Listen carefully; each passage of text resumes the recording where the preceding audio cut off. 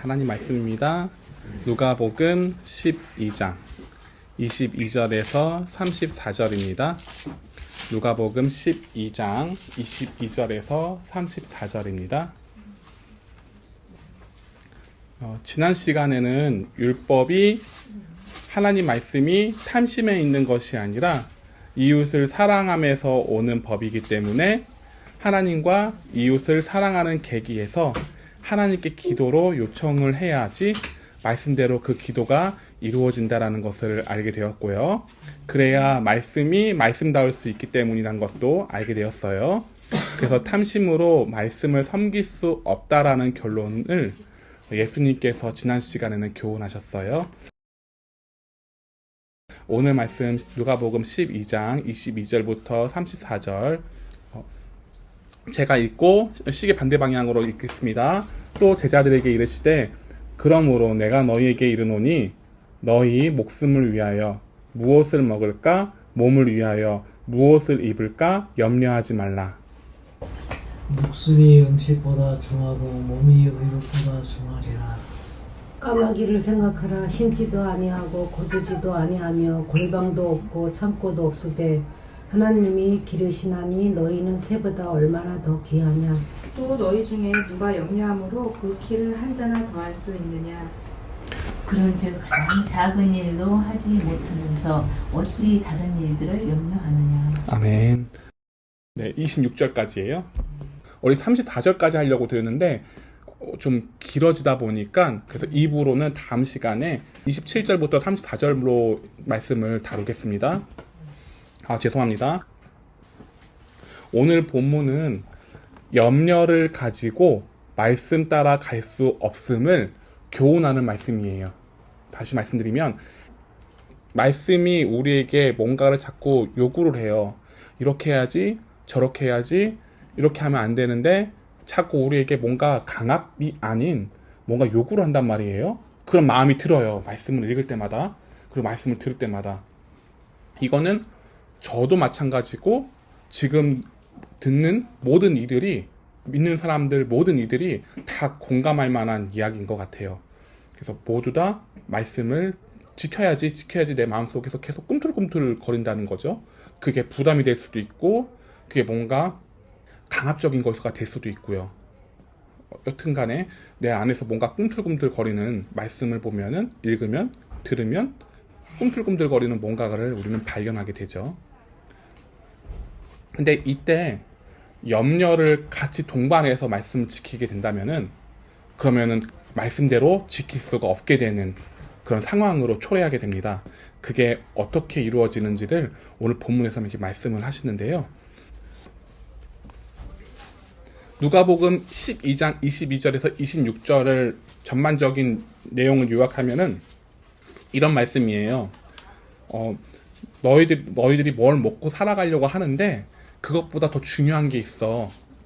그런 먹고 살아가는 것에 대한 염려보다 더 중요한 것이 있는데 그것은 말씀이야.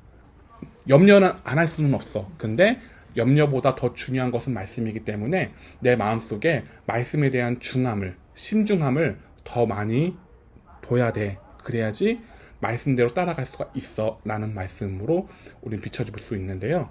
이 말씀에 대해서 하나하나 자세하게 설명해 들어갈게요. 이 염려에 대해서는 누가복음 8장에서 하나님 나라 비밀을 비유하신 교훈에서 나타나져요. 먼저 누가복음 8장 10절에서 15절 말씀을 좀 살펴볼게요. 이 말씀과 오늘 읽은 말씀과 누가복음 8장 10절에서 15절 말씀이 연결되는 말씀이에요. 또 읽어보겠습니다.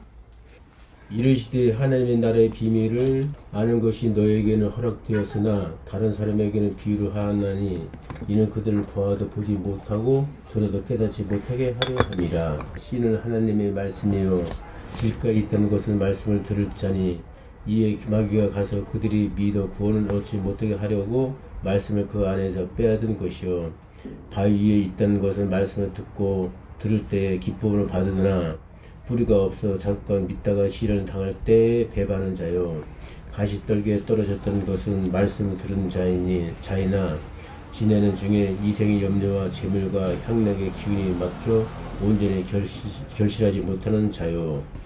좋은 땅에 있다는 것은 착하고 좋은 말씀을 마음으로 말씀을 듣고 지켜 인내로 결신하는 자니라. 아멘. 그럼 누가복음 8장 10절에서 15절 말씀은 이런 말씀이에요. 천국에 들어가고자 하기 위해서는 우리 마음이 어떤 마음으로 있어야 되는가를 이야기하고 있는데, 그 어떤 마음을 두고 하신 말씀으로는 4가지 밭을 비유로 말씀을 하세요. 첫 번째로는 길가에 뿌려진 밭이에요. 그 길가에 뿌려진 밭은 그냥 내 마음속에서 말씀을 심었는데, 말씀을 들어왔는데 그것을 방치했을 때, 그냥 듣고 그냥 흘렸을 때, 그때는 마귀가 그것을 쪼아 먹어서 없어지는 그러한 상황을 12절에는 기록이 되어 있고요. 13절에 바위 위에 있다라는 그것은 본문에서 기록된 말씀대로예요. 말씀을 들을 때는 기쁨으로 받아요. 그런데 뿌리가 없어서 잠깐 믿다가 시련이 오면은 그 믿음이 사라져 버려요. 네, 그런 마음의 밭이에요. 그리고 가시떨기에 있다는 마음의 밭이 있는데, 이 본문은 14절 본문은 오늘 우리가 읽었던 말씀하고 같이 연결되는 말씀이에요. 자세히 읽어보시면요, 가시떨기에 떨어졌다는 것은 말씀을 들은 자예요. 그러니까 말씀을 듣고 바로 그 말씀을 깨달은 자인데, 그 지내다가 염려가 오고 재물에 대한 유혹이 오고, 그리고 향락, 그러니까 내가 뭘 해서 뭘 이루어야지, 그리고 뭘 기쁨을 누려야지, 이러한 향락의 기운이 막아버려가지고 말씀이 자라나지는 않는데요. 그래서 천국에 들어갈 수 없다라는 말씀으로 14절에는 기록이 되어 있어요. 그러면 좋은 밭이 뭐냐 했을 때 15절인데요. 착하고, 즉 다시 말하면은 하나님 뜻 안에서 선하고 하나님의 뜻에 마음이 맞는, 그래서 마음이 맞는 계기로 말씀을 듣고 지키어서 중요한 게 인내예요. 인내를 해야 된다는 거죠. 그래서 인내로 결실을 하는 자래요. 그랬을 때 좋은 밭이 된대요. 다시 말하면 천국에 들어갈 수 있는 자격을 갖춘 마음의 밭이 된대요.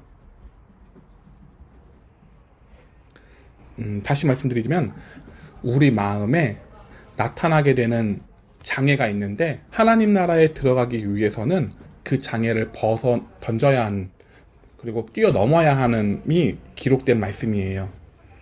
그 중에 누가복음 8장 14절에 보니까 앞에서 얘기했던 대로요, 가시떨기에 떨어진 마음의 밭이 있는데, 이 밭은 말씀을 듣고 깨달았으나 이 땅에서 오게 되는 염려와 재물과 향락에 이란 기운에 막혀서 내 안에 말씀이 자라나지 않아 천국에 들어가지 못한다라고 기록이 되어 있음을 다시 말씀드려요. 중요하니까요. 그러니 오늘 이 말씀이 가시떨기라는 마음의 밭에서 벗어나 좋은 밭이 되기 위해서는 우리에게 필요한 말씀을 하시는 것인데요. 누가복음 8장 15절에 기록된 말씀을 다시 한번 보니까요. 다시 한번 말씀드릴게요. 중요하기 때문이에요.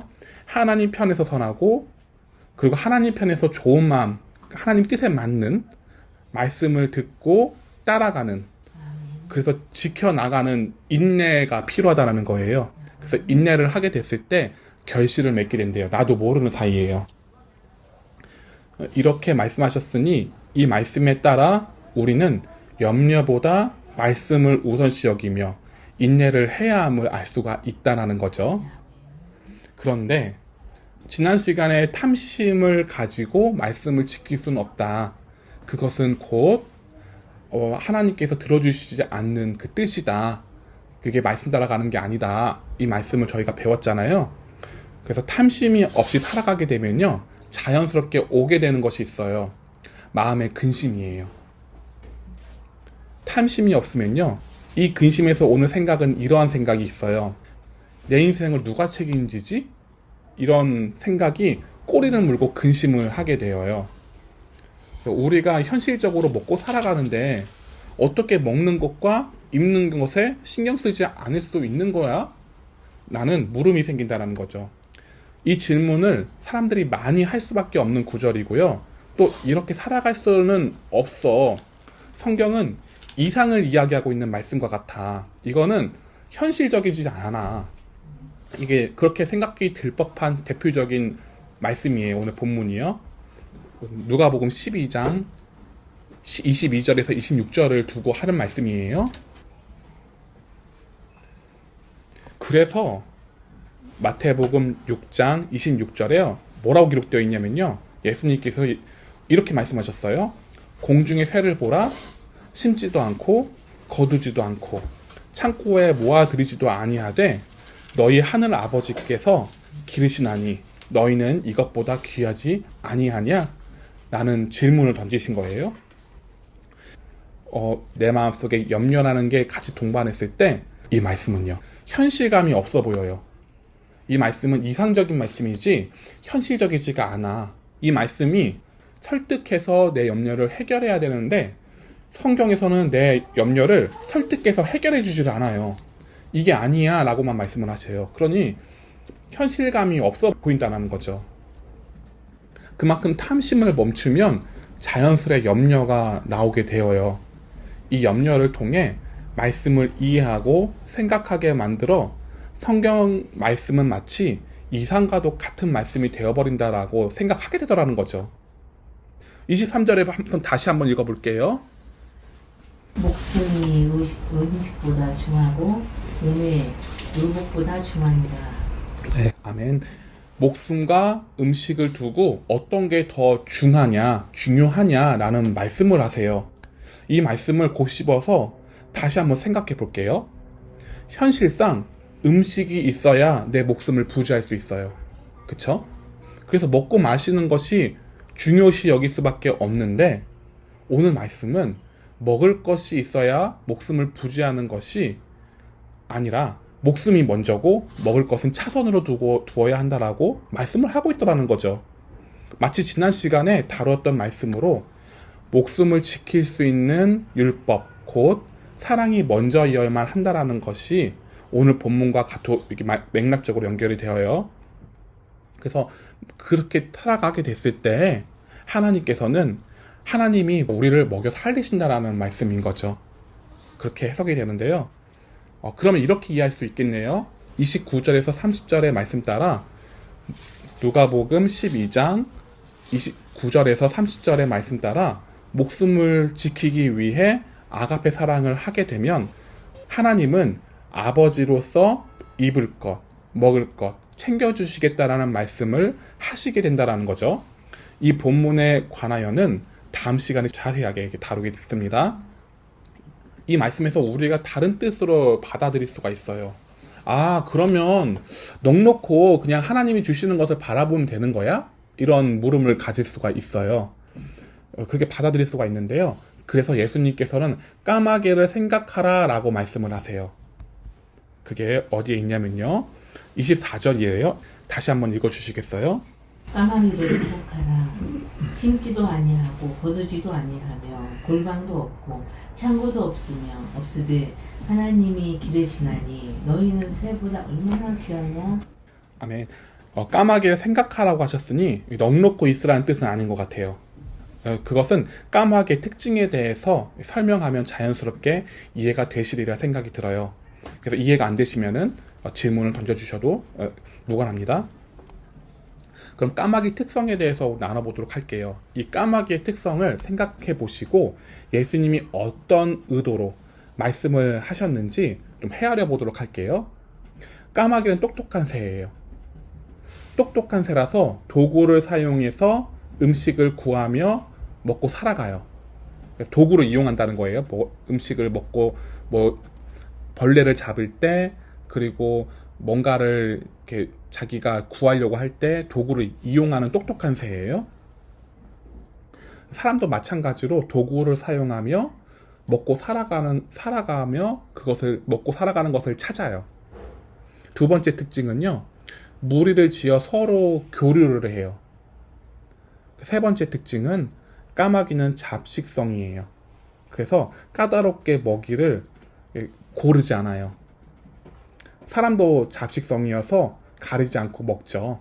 그래서 오죽하면 중국 사람들은 다리 4개 달린 것 중 책상 빼고는 다 먹는다라고 그렇게 말을 하는 것으로 이거 유명하죠.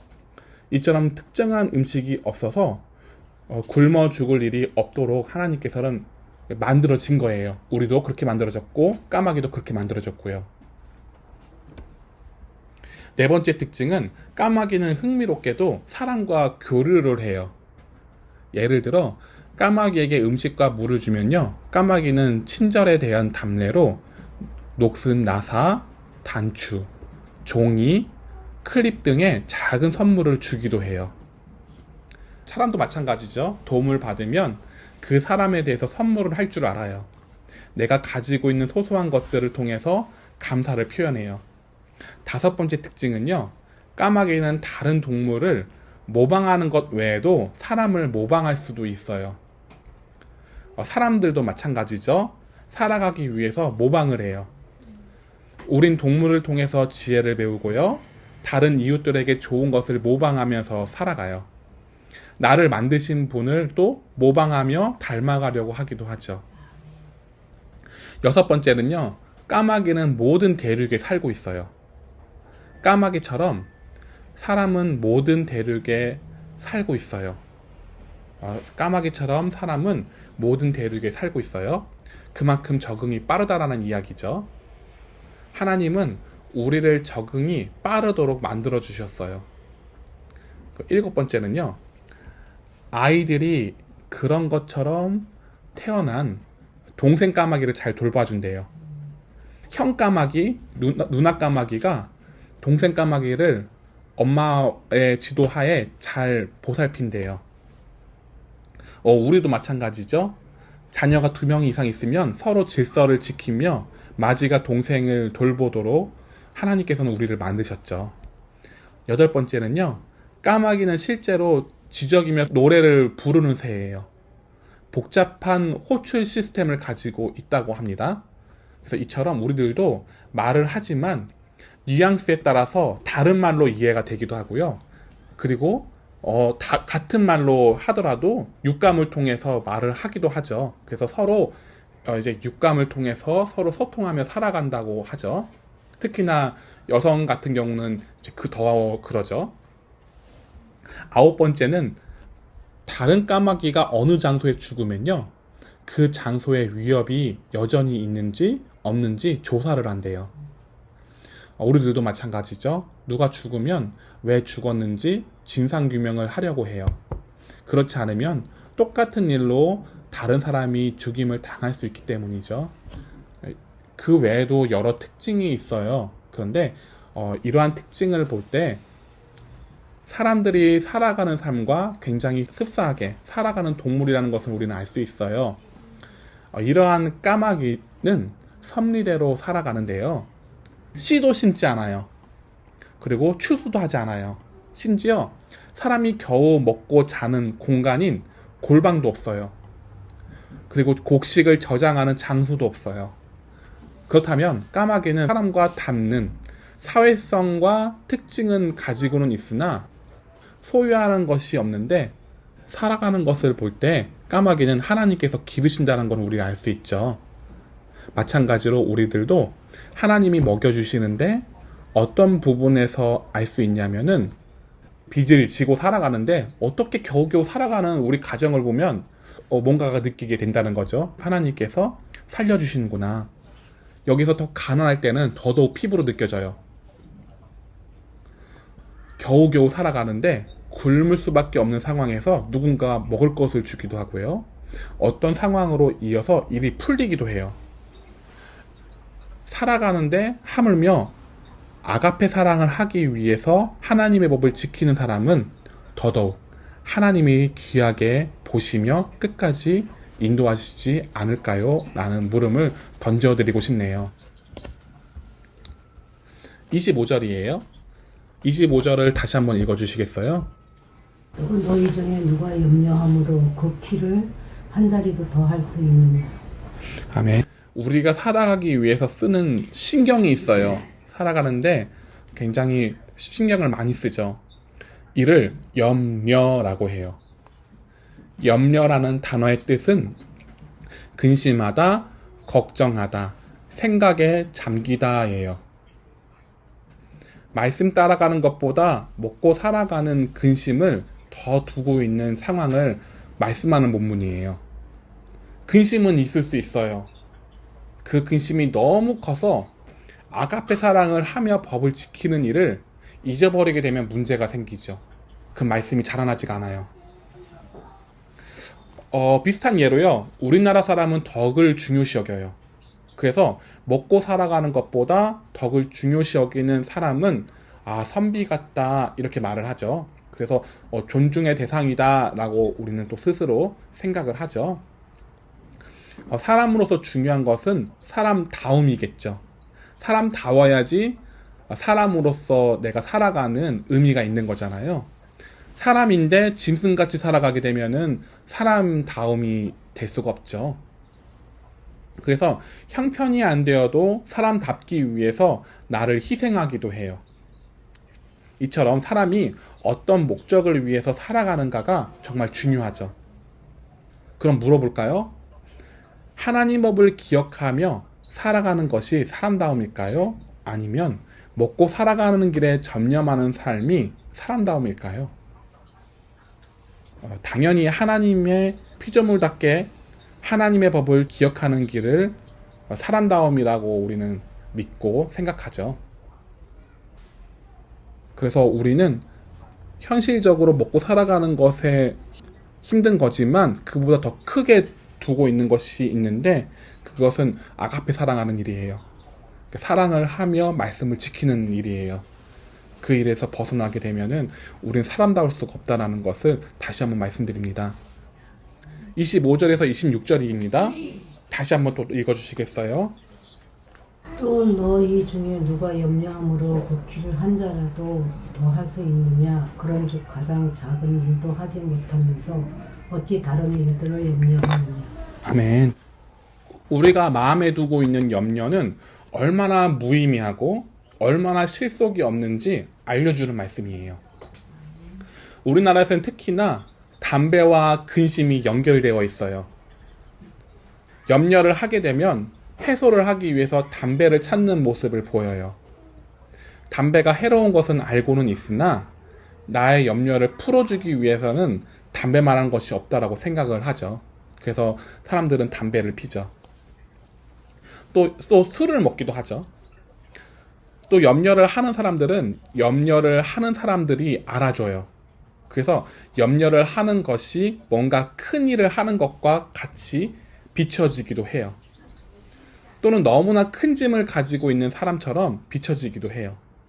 이로써 염려는 염려를 알아주는 사람이 있어서 그들 안에서는 염려를 생각을 깊이 하는 사람들이 하는 행동 정도로 우리는 또 생각을 하게 되죠. 그러니까 담배를 피고 술을 마시면서 염려를 하는 것이 이런 것이 삶이지, 이런 것이 인생이지 이렇게 생각하면은 사람들이 다 알아주더라라는 것을 다시 한번 말씀드려요.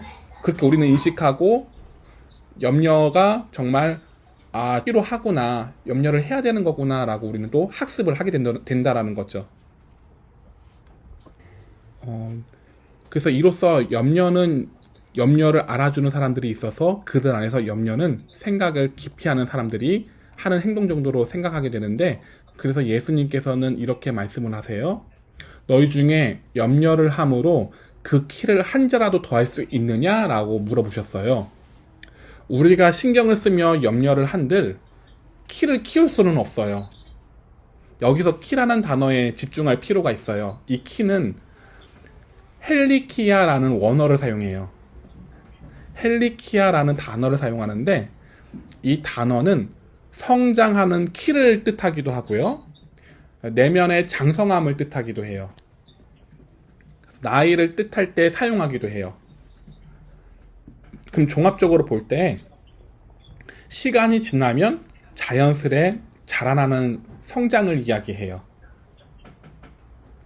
이렇게 시간이 지나가면 자연스레 성장하게 되는 이 성장은 시간이 지나면 해결되는 일이겠죠. 근데 어떻게 보면 내가 할 수 있는 일 중 별것도 아닌 거예요. 그래서 이 시간을 인내하면 자연스럽게 성장하게 되니까요. 이러한 성장을 염려로 할 수 있는지 주님은 여쭤보세요.